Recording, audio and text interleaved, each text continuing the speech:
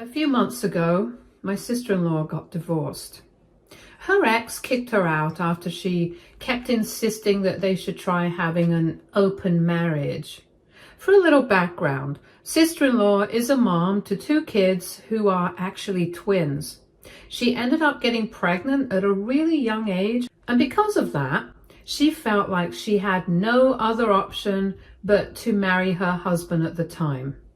Over the years, she's mentioned to me several times that she feels like she missed out on the kind of carefree, fun life that most people have in their early 20s. She's always said how much she regretted not being able to go out, party, and just live for herself before settling down with such big responsibilities. So in a way, I wasn't exactly shocked when she started bringing up the idea of an open marriage to her husband. However, it was clear that this caused a major strain on their marriage, which ultimately led to her husband saying enough was enough and ending things with her. Apart from receiving child support, my sister-in-law didn't get much in terms of alimony after the divorce. And to make things harder, she doesn't have a job, so she had to move back in with my mother-in-law. Seeing her struggle like this, my husband and I decided to do what we could to encourage her to start applying for jobs. We wanted her to get back on her feet, and I even took the time to help her organize and polish her resume so that she'd have a better shot at finding something. Recently, after a lot of nudging and effort, she finally landed a job at a local diner. It's a good step forward for her, but the diner isn't exactly close to where she's staying. Since she doesn't own a car, she's had to rely on public transportation, taking the bus every day to get to work and then back home. As a newly single divorced mom of two kids, I couldn't help but feel for her. That daily bus commute not only costs her time, but also adds extra stress to her already full plate. Back when I was in college, my dad gave me his old car. Over the years, I had put time and effort into remodeling it, and it became a car I truly loved. I used it for years and had so many memories tied to it. Earlier this year, though, I finally purchased a new car, but I couldn't bring myself to let go of the old one. It still worked great, and we decided to keep it around for emergencies. Occasionally, my husband and I would use it if one of our newer cars had to go into the shop. As I thought about my sister-in-law's situation, I realized that this car could really make a difference in her life. Taking the bus was costing her precious time she could have spent with her kids or even just relaxing after work. So after talking it over with my husband, we decided to gift her my old car, completely free of charge. The car was still in great condition, and we even made sure to fill it up with a full tank of gas before handing it over. The day we delivered the car, we drove it to my mother-in-law's house where my sister-in-law is staying. When we handed her the keys and explained that the car was now hers, she was completely taken aback. She knows how much that car means to me, so it was a genuinely emotional moment for her. She was pleasantly surprised and touched by the gesture. After a moment of processing it all, she thanked us sincerely and happily accepted the gift. It felt really good to be able to help her out and make her life just a little bit easier during this tough time. However, today, not even a full day after we had given my sister-in-law the car, I received a call from my mother-in-law. Before I get into what she said, let me give you some context about her personality because it plays a big role here. My mother-in-law can be, well, really nasty to people. From the very first time I met her, I remember how rude and dismissive she was towards me. It left such a strong impression that I'll never forget it. Over time, my husband has shared stories about her behavior, and apparently this isn't anything new. Both him and his sister have just learned to tolerate it because, as he says, that's just how she is. My mother-in-law is the kind of person who always seems to be angry or irritated about something.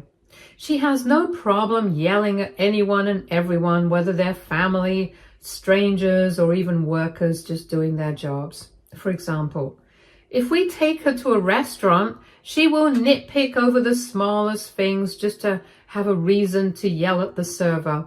If we take her to a park, she'll get annoyed at children playing there and end up yelling at their parents for not controlling them properly. She's even been known to make a scene over things like background noise or weather, as if the world is supposed to bend to her preferences. Another thing about her is that she seems to lack any self-awareness about how her actions affect others. She'll listen to videos or music on her phone at full volume, even in public or when others are trying to relax. If we ever politely ask her to use earphones, she immediately gets defensive and starts screaming at us as though we're the ones being unreasonable. And it doesn't stop there. She can be shockingly ignorant and inappropriate, often making the most random, offensive comments to people of color or those she perceives as different. What's worse is that she acts like these remarks are harmless, brushing them off as if they're no big deal, even when it's clear she's embarrassed everyone around her.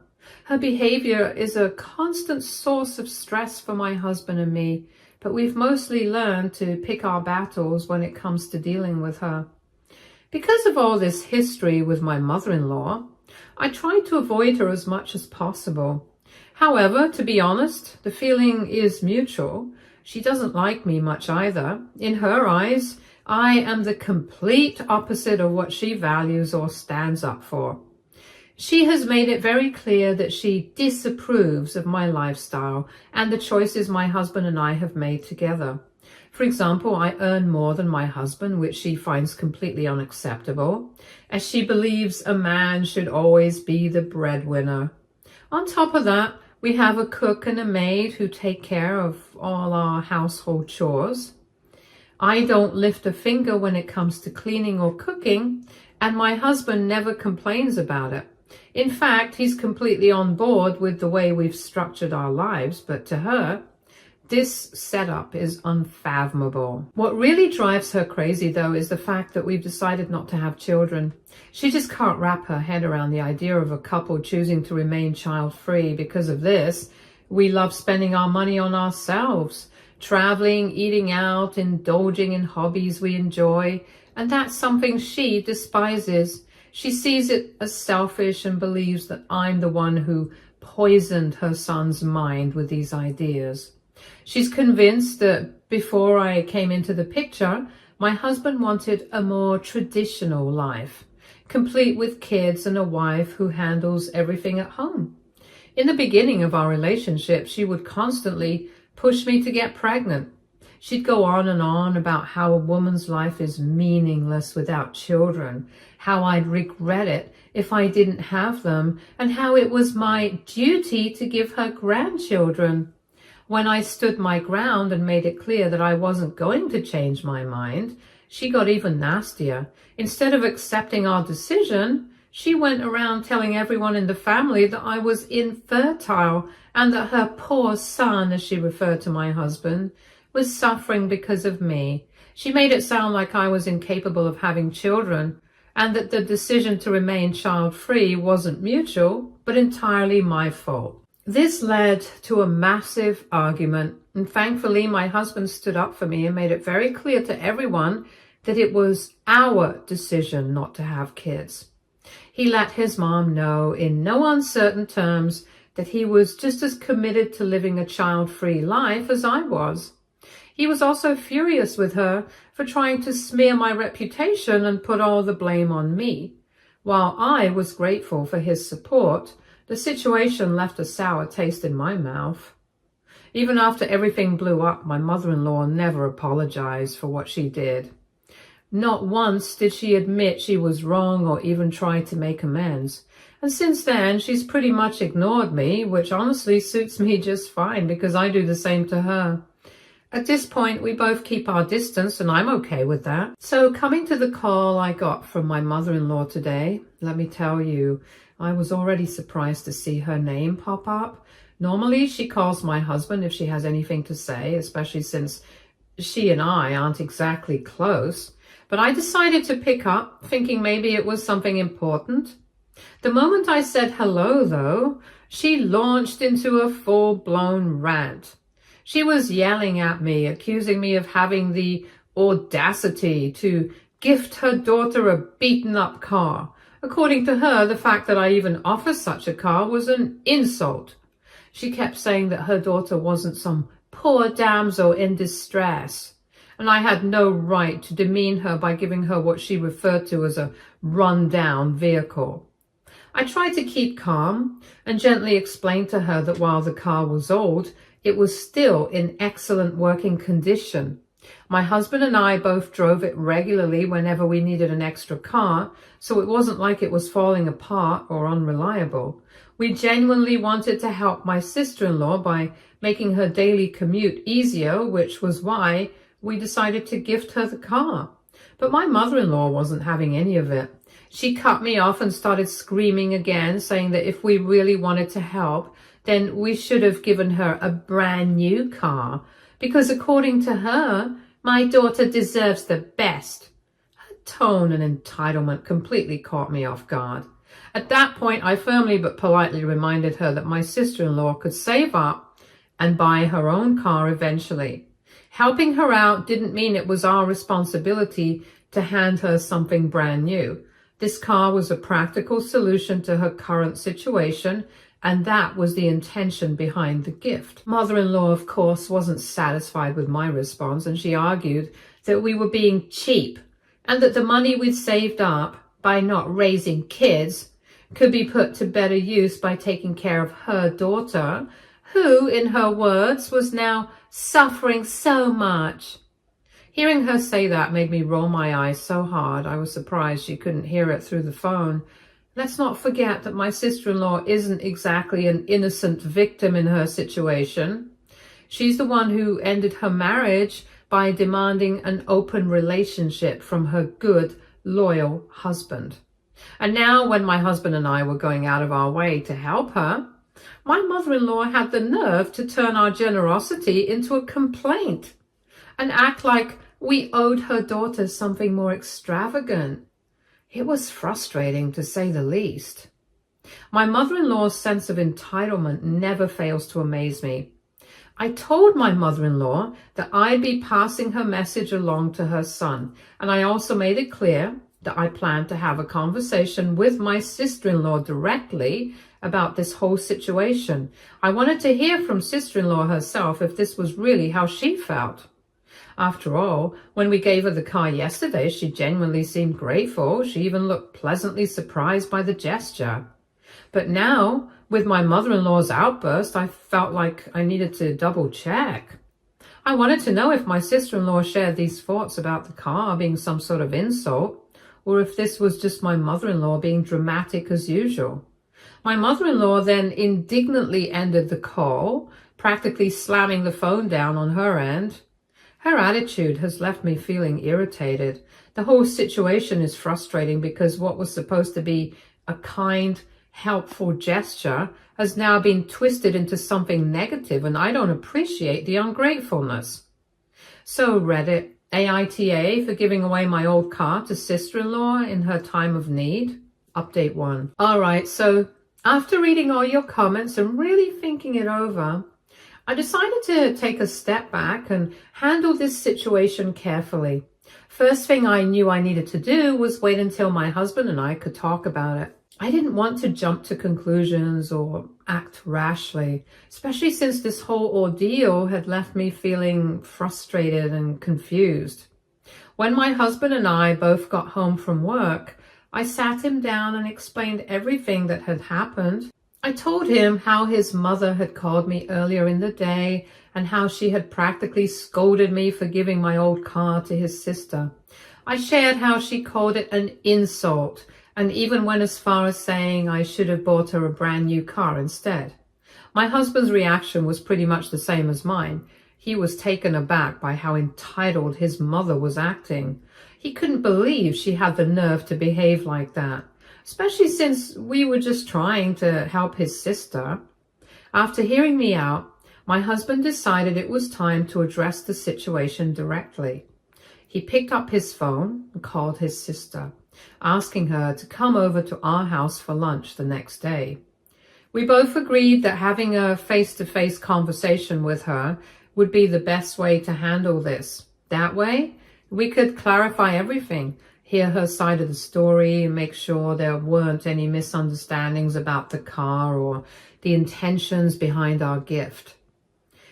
We want to make it clear to her that we gave her the car out of kindness and to help her during this tough time, not because we thought she was poor or anything like that. As mother-in-law had suggested, if there's any confusion or if our actions somehow came across the wrong way, we want to sort it out with her. My husband and I both feel that it's better to have an honest and open conversation about this rather than let things spiral into unnecessary drama. Update 2. Today, my sister-in-law came over to our house for lunch, and honestly, it felt like a big deal. Thanks to the old car we had gifted her, she was able to bring her 2 kids along. The kids seemed happy as they played in our backyard. My husband and I figured this would be the perfect time to clear the air and have an honest conversation with sister-in-law. So while the kids kept themselves entertained, the 3 of us sat down to talk in the living room. My husband and I didn't waste any time bringing up what my mother-in-law had said to me over the phone. We explained how mother-in-law had accused us of being insulting with our gift and demanding to know why we hadn't bought her daughter a new car instead. Then we asked sister-in-law directly if she felt the same way. We wanted to know if she also saw the car as some kind of insult. Her response completely blindsided us. She admitted that she agreed with her mother. While she said she understood that the gift was given with good intentions, she still felt hurt and said that we lacked the decency to get her a brand new car, especially since, in her opinion, we could easily afford it. Hearing her say that made both my husband and me feel stunned. After all, we thought we had done something kind and helpful for her, but here she was, essentially confirming mother-in-law's entitled attitude. My husband, who was clearly as upset as I was, asked his sister why she didn't simply refuse the car if she didn't like it. Her response left us even more frustrated. She said that she wanted to refuse it, but because she didn't have any other choice at the moment, she had to keep her mouth shut and take it. It was like she was admitting that she was using the car out of necessity, but she still wanted to make it clear that she felt it wasn't good enough. At that moment, it became painfully obvious just how ungrateful she was being. We had gone out of our way to help her during a difficult time, and instead of appreciating the effort and thought we put into this, she was focused on what we didn't do. It was hurtful, to say the least, and it made us question whether helping her had been worth all this drama. This whole situation was really starting to get under my skin. The way my sister-in-law was acting, it was as if she didn't appreciate what we'd done for her at all. She was treating my beloved old car, the one that was the only remaining memory I had of my dad, as though it was somehow beneath her. It felt like she wasn't seeing it as a thoughtful, practical gift, but as something she was entitled to simply because it came from us. I had given it to her in good faith, hoping to make her life easier, but now it felt like she was spitting on that gesture. If this was how she truly felt, then why in the world should I continue to try and help her? Also, why was sister-in-law and mother-in-law so fixated on our money? Did they really believe we had endless amounts of cash to throw around? Both my husband and I work incredibly hard for everything we have. Every penny we earn comes from the countless hours we pour into our jobs. Yet somehow, because they're family, they seem to think they're entitled to the fruits of our labor. So I was done at how ungrateful she was being. I told her straight up that she was right. We shouldn't have given her my old car. If she thought it was beneath her, then she should leave the keys behind after lunch, because I no longer felt comfortable giving it to her. Her face was full of surprise, and she immediately tried to argue that I was insulting her more by taking the car back. She didn't understand why I would want to take away her gift when it was given to help her. But I stood my ground and told her that beggars can't be choosers. She wasn't in a position to complain about something that was meant to be a kind gesture. I told her that if she couldn't learn to be grateful for the help she was receiving, especially during this tough time, then she had no right to complain. Sister-in-law then actually tried to argue that I didn't even need the car and suggested I should sell it and give her the money so she could start saving for a new one. I couldn't believe what I was hearing. She was essentially asking me to sell something that has sentimental value to me and give her the proceeds, as if that was a reasonable thing to ask. The level of entitlement was unbelievable, and I couldn't hold back my frustration anymore. Thankfully, my husband stepped in before things could escalate further. He told her point blank that her request was ridiculous and that she had crossed the line. He reminded her that while we'd been trying to help and be polite up until now, we wouldn't be offering any more help moving forward. And from that point on, she and her kids were on their own. We were done trying to be the peacemaker, trying to help someone who clearly didn't appreciate anything we did for her. My husband had my back, and I was relieved to see him stand up for me in such a clear way. This didn't sit well with sister-in-law, and she started raising her voice, calling us cheapskates. She insisted that we could easily just give her money instead of making her and her kids suffer so much. I was honestly taken aback by how quickly she went to outright attack us for trying to help her. My husband, equally irritated, tried to make it clear that she was an adult and needed to step up and take responsibility for her own life and her children. But my sister-in-law wasn't having any of that. She argued that families should help each other, and instead of working at her low-paying diner job, she thought her brother should send her money every month for her expenses. The audacity of it. That's when my husband really put his foot down. He told her he wasn't going to just give her money every month so she could sit at home and do nothing. He explained that if she wanted to improve her situation and go for higher education or training to get a better job, he would be more than happy to help. But he wasn't going to just give her handouts for no reason. Honestly, I was starting to feel like I was seeing a completely different side of my sister-in-law. Maybe it had always been there, but now it was just so obvious.